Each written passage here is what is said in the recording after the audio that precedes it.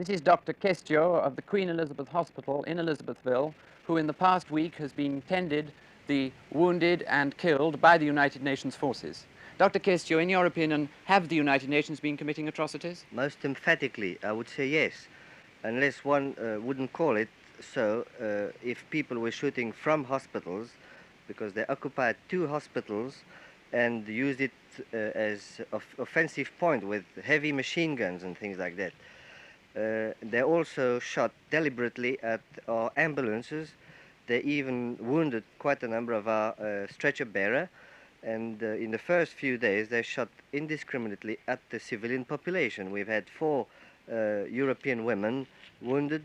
We've had quite a number of native people. We've had quite a number of native and European people shot whilst they were doing their shopping and things like that, which I would call atrocities. But who started the shooting? Was it the United Nations or was it the Katangans? Well, most emphatically, again, it was United Nations. They actually came in the middle of the night, or to be more correct, at 4 o'clock in the morning, and they practically assassinated people who were standing on guard at various points. The best proof of that is that within the first 2 hours, 40 Katangese chaps were killed for practically no United Nations loss. They even boasted about that, saying that there was no more resistance. They had shot everybody by surprise, which is sheer murder, I would say.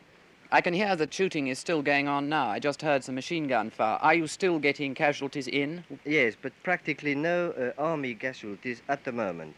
Most of the fighting is probably just to keep everybody on his toes, I should imagine.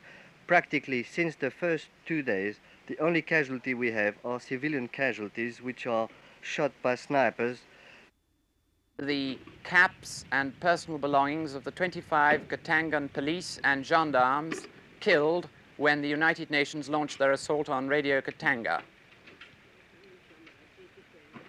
These Red Cross officials have just been out in their van to collect these belongings in order to rescue them and complete the identification formalities.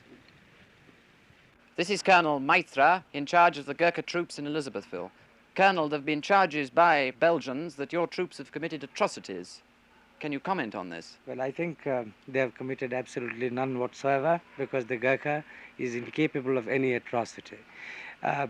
We have been holding the post office for the last 7 days, and there have been 11 attacks on this post office, and this post office is being constantly sniped by Belgians in civil clothes. They're coming and attacking this post office. They've used ambulance cars in which they mount bazookas with Red Cross flags. Well, naturally, the troops reply to this fire, and when they're fired at, you can't expect them to throw chocolates back.